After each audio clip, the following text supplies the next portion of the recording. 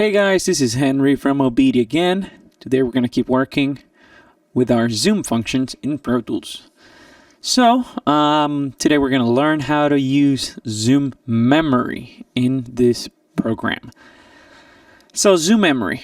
Where's the zoom memory? Well, if you've seen these little numbers, 1, 2, 3, 4, and 5, those numbers are related to your zoom memory. So, what is the zoom memory? Well, here we go. Let's say that you're editing here, right? Let's say this where, well, in this case, these are guitars. Let's say you're editing and you typically would zoom in into the waveform, right? And then find the transient, and then you would slice, right?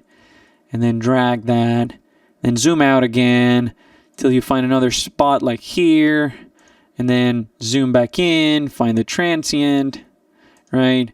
Slice and then drag it back to the grid. And as you can see, you'd be zooming in and out, in and out. You could do that, and that's fine. You could use your R and T horizontal zoom, but you would have to do, like 1, 2, 3, 4, 5 there, and then 1, 2, 3, 4, 5 there. Keep playing back till you find another mistake, let's say here, and then 1, 2, 3, 4, 5 zoom in, fix it, and then 1, 2, 3, 4, 5 zoom out, and keep looking for errors. Yeah, you could do that. That'll work, but there are ways to make those zoom ins and outs quicker, and that's what the zoom memory works for. So let's say that you like this zoom in level. What you would do, if you like this zoom in level, you would go here in this number 1, and while you hold Command on a Mac or Control on a PC, you would hold that key and then press the number 1, and now that is stored as your zoom memory number 1. It's like a preset, okay? Now let's say that you want this to be another preset. You want it on 2. Once again, if you're on a Mac, you hold Command and click on that 2. If you're on a PC, you hold Control and then click on that number 2. And now you store that as your zoom memory number 2.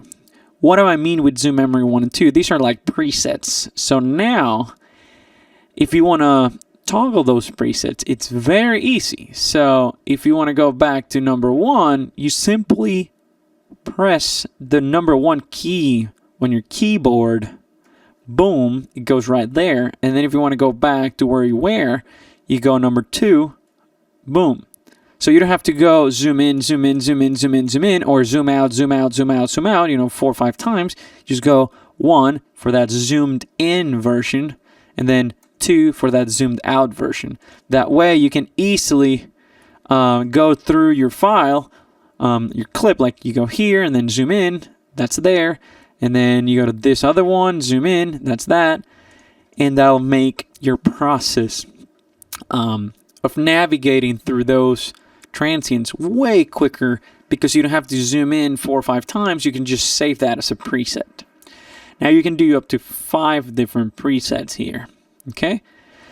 So you can do, let's say, something very, very zoomed in, like to the frame level, and then maybe do on number 2 something a little farther away, and then you could do like this could be number 3, and then this could be, let's say, 4, and then maybe this could be 5, right?